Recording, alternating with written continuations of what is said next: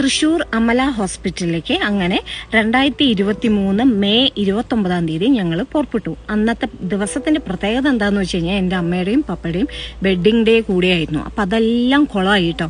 പക്ഷേ ഹോസ്പിറ്റലിലേക്ക് പോണ ആ സമയത്ത് ഞാനൊരു കാര്യം, എൻ്റെ ഒരു ഡിമാൻഡ് ഉണ്ടായിരുന്നു. അതായത് എനിക്ക് അസുഖമാണ് ഇല്ലച്ചാൽ എനിക്ക് ഒരു വലിയൊരു പ്രശ്നം ഉണ്ട് എന്നുള്ളത് ഒരു മനുഷ്യനറിയാൻ പാടില്ല എന്നുള്ളൊരു ഡിമാൻഡ് വെച്ചിട്ടുണ്ടായിരുന്നു. അതായത് റിലേറ്റീവ്സ് ആണെങ്കിലും ക്ലോസ് റിലേറ്റീവ്സ് ആണെങ്കിലും, കാരണം നമ്മുടെ ഫാമിലി കുറച്ച് വലിയ ഫാമിലിയാണ് കേട്ടോ. അപ്പോൾ ആരും അറിയരുത് എന്നുള്ളൊരു നിർബന്ധം എനിക്കുണ്ടായിരുന്നു. അങ്ങനെ ഞങ്ങൾ അപ്പോൾ പപ്പ അതൊക്കെ സമ്മതിച്ചു കേട്ടോ, പാവം എല്ലാം സമ്മതിച്ച് ഞങ്ങളങ്ങനെ പോയി. ഹോസ്പിറ്റലിൽ ഒരു ഏകദേശം രാവിലെ ഒരു 9 മണിക്ക് അവിടെ എത്തി. അവിടെ എത്തിയപ്പോൾ ഞങ്ങൾ ഓൾറെഡി എന്താ ചെയ്തിട്ടുണ്ടായെന്ന് വെച്ചാൽ, ഇനി അവിടെ പോയിട്ട് എന്താണ് ഉണ്ടാവുക ഇല്ലെങ്കിൽ അപ്പം തന്നെ ഓപ്പറേഷൻ പറയുമോ, നമ്മൾ ഓപ്പറേഷൻ മുൻകൂട്ടി കണ്ടുകൊണ്ട് തന്നെയാണ് നമ്മൾ പോയിട്ടുണ്ടായിരുന്നത്. അപ്പോൾ അവിടെ എത്തി. അപ്പോൾ നമ്മളെല്ലാം ഡ്രസ്സും പ്ലേറ്റും പാത്രവും എല്ലാം ബാഗൊക്കെ പാക്ക് ചെയ്തിട്ടാണ് നമ്മൾ പോയിട്ടുണ്ടായിരുന്നത്. അങ്ങനെ ഞങ്ങൾ അവിടെ എത്തി, ഓങ്കോളജി ഡിപ്പാർട്ട്മെന്റിലെത്തി. അവിടെ പോയിട്ട് നമുക്ക് ഏതാ ഡോക്ടറെന്നൊന്നും നമുക്ക് ആ സമയത്ത് അറിഞ്ഞിട്ടുണ്ടായിരുന്നില്ല. അങ്ങനെ ഞങ്ങൾ അതൊക്കെ ബുക്ക് ചെയ്ത് കഴിഞ്ഞ് ഒരു കുറച്ച് നേരം അവിടെ വെയിറ്റ് ചെയ്ത് കഴിഞ്ഞ് കുറച്ച് നേരം കഴിഞ്ഞപ്പോൾ ഒരു സിസ്റ്റർ വന്നു കേട്ടോ. സിസ്റ്റർ വന്നിട്ട് പറഞ്ഞു, ഡോക്ടർ ഓപ്പറേഷൻ തിയേറ്ററിലാണ്, നമുക്ക് അവിടെ പോയിട്ട് കാണാം എന്ന് പറഞ്ഞു.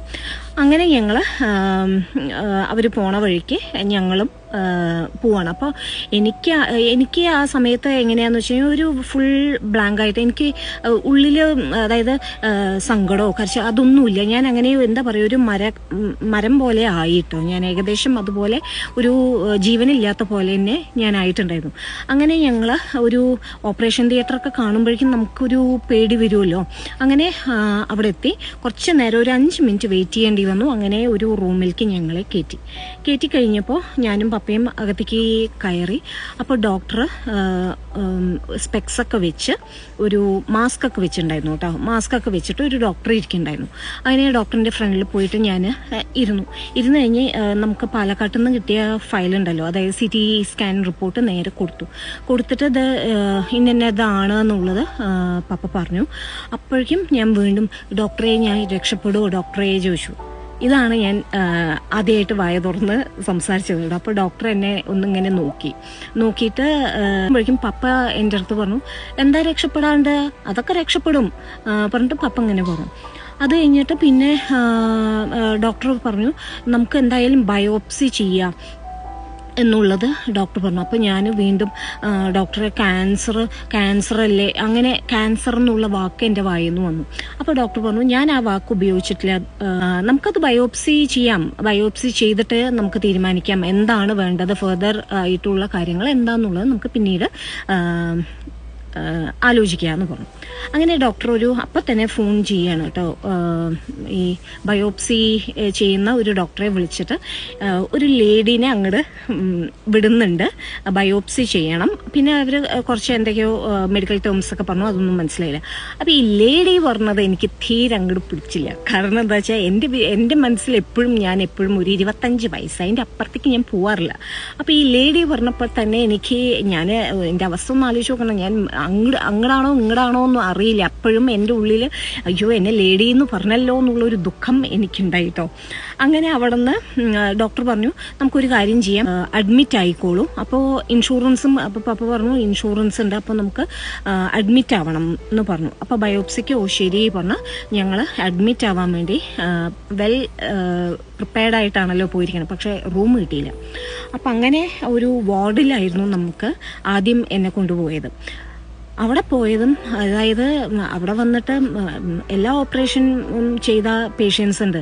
പക്ഷേ ആ വാർഡ് കണ്ടതും എനിക്ക് ഭയങ്കരമായിട്ട് ഞാൻ പേടിച്ചു. ഇല്ലെങ്കിലേ പേടിച്ചിട്ടാണ് ഞാൻ പോയിരിക്കുന്നത്. പക്ഷേ ആ ഒരു വാർഡിൽ എല്ലാവരും ഓപ്പറേഷൻ കഴിഞ്ഞിട്ട് കിടക്കുന്ന അമ്മമാരും ലേഡീസിനുള്ള വാർഡ് വേറെ ആയിരിക്കുമല്ലോ. അപ്പോൾ അത് കണ്ടതോടുകൂടെ എനിക്ക് പേടിയായി. അങ്ങനെ ഞാൻ അവിടെ അങ്ങനെ ഇരിക്കുകയാണ്. ഉച്ചയായപ്പോൾ ഏകദേശം ഒരു സിസ്റ്റർ വന്നിട്ട് പറഞ്ഞു, 3 മണിക്കാണ് ബയോപ്സിക്ക് കൊണ്ടുപോവുക, അതിന് മുന്നേ ഒരു അൾട്രാ സ്കാൻ ഉണ്ട് പറഞ്ഞു. ശരി പറഞ്ഞു. പിന്നെ ഫസ്റ്റ് അൾട്രാ സ്കാനിന് പോയി. പിന്നെ അങ്ങനെ വീണ്ടും ഞാൻ വാർഡിലേക്ക് വന്നു. ഉച്ചയ്ക്ക് എനിക്ക് ഭക്ഷണം വേണമല്ലോ. അപ്പം അങ്ങനെ എന്തോ ജ്യൂസാണ്, എനിക്ക് ജ്യൂസ് മതി എന്ന് പറഞ്ഞു. അവസാനം എനിക്കൊരു ജ്യൂസ് എന്തോ തന്നു, ഇളനീര് തന്നു. ഞാൻ ആ ഇളനീര്, എനിക്ക് ഫുൾ ഒരു ഇളനീര് കുടിക്കാൻ എന്നെ കൊണ്ട് പറ്റണില്ല, കാരണം വയറപ്പോഴേക്കും വയറ് നിറഞ്ഞ പോലെ എനിക്ക് തോന്നുന്നല്ലേ. അങ്ങനെ ഞാനത് കുറച്ച് കുടിച്ചു. പിന്നെ അങ്ങനെ അത് വെച്ചു. അപ്പോഴേക്കും എനിക്ക് ഫുഡൊക്കെ കൊണ്ടുവന്ന് തന്നിട്ടുണ്ടായിരുന്നു പപ്പ, പക്ഷെ അതൊന്നും ഞാൻ തൊട്ടില്ല കേട്ടോ.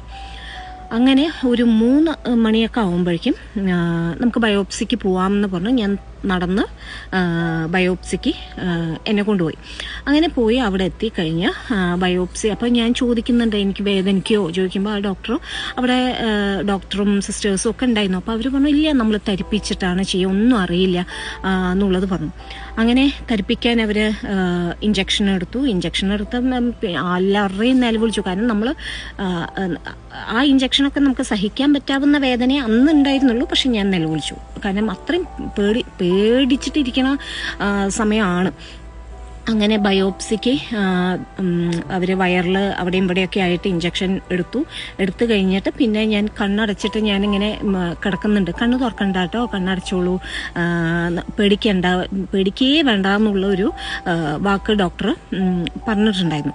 അങ്ങനെ ഇതാക്കുമ്പോൾ പിന്നെ ഞാൻ ഇടയ്ക്കൊന്ന് കണ്ണിങ്ങനെ തുറന്നു നോക്കിയപ്പോൾ ഞാൻ കണ്ടതെന്താ വെച്ചാൽ ബാഹുബലിയിൽ കട്ടപ്പയല്ല, ബാഹുബലിനെ കുത്തിയിട്ട് കത്തി ഇങ്ങനെ നിൽക്കില്ലേ, അതേപോലെ വയറിൽ കുറേ കുന്തങ്ങൾ അവിടെ ഇവിടെയോ ഇട്ട് കുത്തിയിട്ട് ഇങ്ങനെ നിൽക്കണത് ഞാൻ കണ്ടു കേട്ടോ. അത് കണ്ടതും വീണ്ടും എനിക്ക് ടെൻഷനായിട്ട് പിന്നെ ഞാൻ കേൾക്കുന്നത് എന്താണെന്ന് വെച്ച് കഴിഞ്ഞാൽ ഇങ്ങനെ അവർ അത് കുത്തിയെടുക്കൂല, കടക് കടക് എന്നുള്ളൊരു സൗണ്ട് എനിക്ക് കേൾക്കുന്നുണ്ടായിരുന്നു.